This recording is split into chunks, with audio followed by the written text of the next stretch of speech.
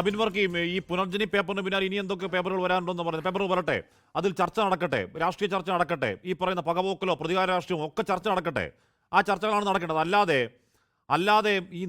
എന്താണ് തെരഞ്ഞെടുപ്പ് എടുക്കുമ്പോഴേക്കും ഹിന്ദു ഹിന്ദു മുസ്ലിം മുസ്ലിം മാറാട് എന്നൊക്കെയുള്ള വർഗീയ ലൈനിൽ പ്രചരണം ഉണ്ടാവാതിരിക്കൽ എല്ലാ രാഷ്ട്രീയ പാർട്ടികളുടെ ഉത്തരവാദിത്തമാണ്. 10 വോട്ടിന് വേണ്ടി ആരെങ്കിലും ആ കുഴി കുഴിച്ചാൽ ആ കുഴിയിൽ പോയി വീഴാതിരിക്കൽ എല്ലാ രാഷ്ട്രീയ പാർട്ടി ഉത്തരവാദിത്തമാണ്. അത് നാടിന്റെ ഉത്തരവാദിത്തമാണ്. അബിൻ വർക്കി,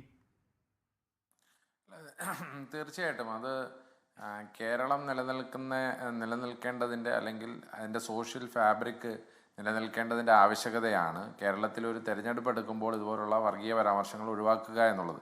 എല്ലാവരും അത് ശ്രീ എ കെ ബാലനെ പോലെ തീർച്ചയായിട്ടും ശ്രീ എ കെ ബാലനെ പോലെ CPM-ൻ്റെ മുതിർന്ന നേതാക്കൾ ഇന്ന് നടത്തിയ പ്രസ്താവന, ഇപ്പോൾ അദ്ദേഹം മാറാടിനെയൊക്കെ ഓർമ്മിക്കും. ഈ മാറാട് നമ്മൾ മറക്കാൻ ശ്രമിച്ചുകൊണ്ടിരിക്കുമ്പോൾ അദ്ദേഹം 2026 വന്ന് വീണ്ടും മാറാട് ഓർമ്മിപ്പിക്കുന്നത് എന്തിനു വേണ്ടിയാണ് എന്നുള്ളത് വളരെ കൃത്യമായി അരിയാഹാരം കഴിക്കുന്ന എല്ലാവർക്കും മനസ്സിലാവും.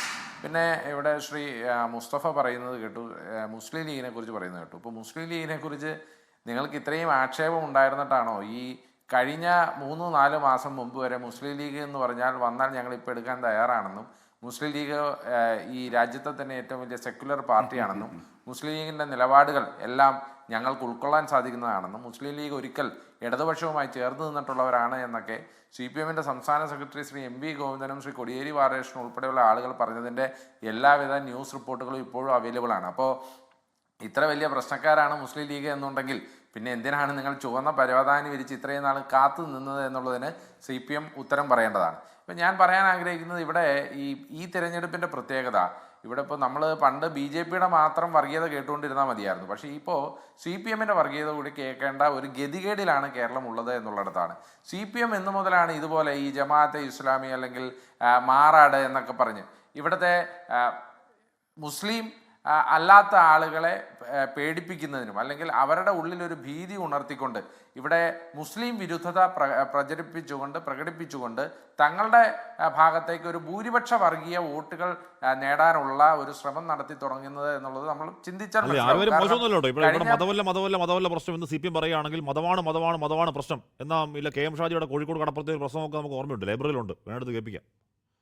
അല്ല, ഞാൻ അത് തന്നെയാണ് ശ്രീ ഹാഷ്മി പറഞ്ഞത്. ഇപ്പോൾ KM ഷാജിയുടെ പ്രസംഗത്തെക്കുറിച്ച് ഇവിടെ മുസ്തഫ പറഞ്ഞത് കഴിഞ്ഞിട്ട് തന്നെയാണ് ഇവിടെ ഇടതുപക്ഷത്തിൻ്റെ നേതാക്കന്മാർ ഓരോരുത്തരുമായി ചുവന്ന പരവതാനി വിരിച്ച് മുസ്ലിം ലീഗിനെ ക്ഷണിക്കാൻ വേണ്ടി നിന്നത്. KM ഷാജി ഇല്ലാത്ത മുസ്ലിം ലീഗിനെ ക്ഷണിക്കാനൊന്നും അല്ലല്ലോ അവർ നിന്നത്, KM ഷാജി ഉൾപ്പെട്ട മുസ്ലിം ലീഗിനെ ക്ഷണിക്കാനല്ലേ.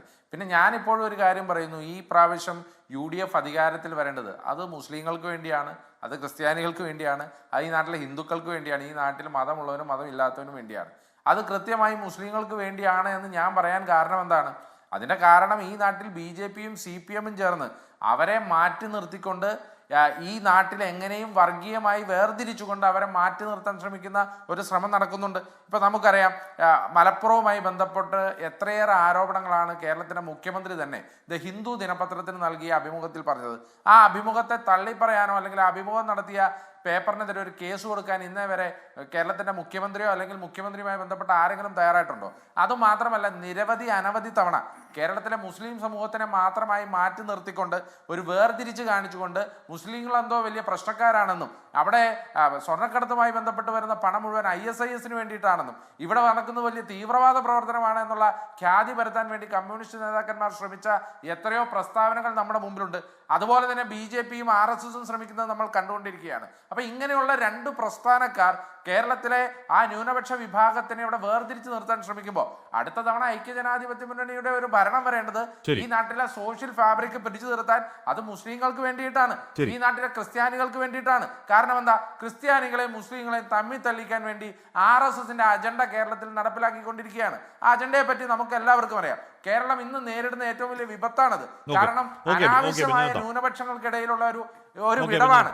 ഇതൊക്കെ മാറ്റി നിർത്തണമെന്നുണ്ടെങ്കിൽ, ഇതൊക്കെ മാറണമെന്നുണ്ടെങ്കിൽ കേരളത്തിൽ ഐക്യജനാധിപത്യ മുന്നണിയുടെ ഒരു ഭരണം വരണം, കോൺഗ്രസിന്റെ ഭരണം വരണം. ആ കോൺഗ്രസിന്റെ ഭരണം വന്നാൽ മാത്രമേ ഈ നാട്ടിലെ സോഷ്യൽ ഫാബ്രിക് പിടിച്ചു നിർത്താൻ പറ്റുള്ളൂ എന്ന് ഇന്ത്യയുടെ ചരിത്രവും കേരളത്തിന്റെ ചരിത്രവും അറിയാവുന്ന എല്ലാവർക്കും അറിയാവുന്നതാണ്.